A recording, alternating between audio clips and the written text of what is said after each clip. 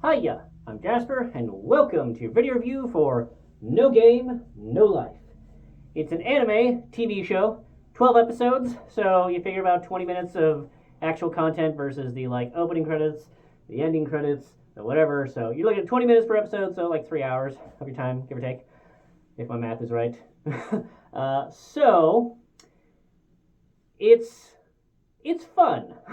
What I will say is that this anime has a lot of fan service for all sizes of boobs. So if you don't like fan service, now it's fan service in the could still probably be televised way. So it's not hentai. It's still an anime. So there's lots of mist covering when they're in the totally necessary bath scenes. Totally necessary. But essentially the storyline is that there's this brother and sister who are amazing at video games, and then they get sucked into a video game world where God is they call him God. He's like, I'm God. They're like, okay. And he's like, I like you guys because you're really good at video games. So play this. And the rules of this universe are that everything has to be solved via games that are decided based on the two parties. And there's 10 rules, but essentially, if you get caught cheating, then you forfeit. But if you get away with cheating, then whatever. But again, everything is solved via game. So you want to take over this kingdom? You gotta play a game for it, and who decides what the rules are and whatnot is part of the budget. You'll get it. It's pretty early on. It's a lot of fun because the whole thing with this brother and sister in the real world is that they've never been defeated. They are ridiculously awesome, where they're going up against people that actually are cheating, and they're kicking their asses while controlling two different characters at the same time. That's craziness. And so once they get to this world, it's oh, this world was great for us because we know how to play games. And what's fun is that so many of the episodes, I'm not going to say all of them because I don't want to spoil things for you as to maybe it does happen, maybe it doesn't happen, but so many of the episodes, it's so great, is that they're okay, we're going to challenge you to this game. And then they get challenged. And then it's oh no, oh, I didn't see that coming because how you phrased the rules and how you did this made it so that I'm going to lose. But wait, I actually have this strategy, and so I'm able to overcome. Oh no, you actually had another cheat going on or another interpretation, and now I have no idea how I'm going to pull this out. Oh no, what's going to happen? Oh no. Oh, just kidding. We thought about that way far ahead of time, and well, I didn't know that was going to happen. I had so many things going on in the background predicting that this, that, and the other thing would happen that I won this game 20 minutes ago, and you didn't even know it until now. And that happens so many times. And it's so great because they do it so convincingly that every time you're oh, this is definitely the time they lose. This is definitely the time they lose. There's no way that they are going to win. It's very clearly this is the time.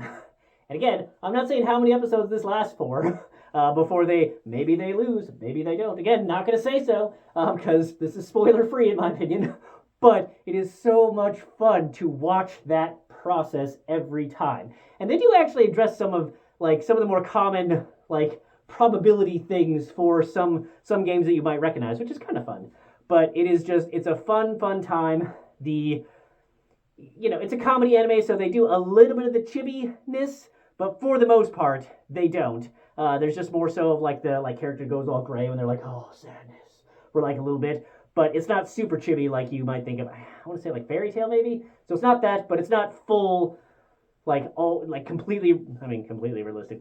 You've heard of the universe now, so obviously it's not one of those super realistic ones, but it is a super fun time to see these brother and sister and them competing against the world. What I will say though, word of caution, it is only 12 episodes, and they establish that there's 15 or 16 species, and that basically they have to win a whole bunch of things in order to challenge God to a game and maybe escape this world or not. Because maybe they don't want to escape this world. Who knows? Point is that this show ends before they fight God. So the ending very much reminded me of Claymore. So if you see the anime Claymore, you'll know excellently animated, great storyline.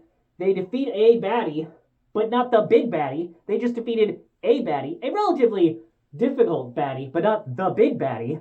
And then the show just fucking ends. And yet, the like manga or whatever continued for another like 400 chapters or some shit. But that doesn't matter because the anime never continued. So this anime came out in I think 2014. So you can probably guess whether or not they're going to have a season 2 for this.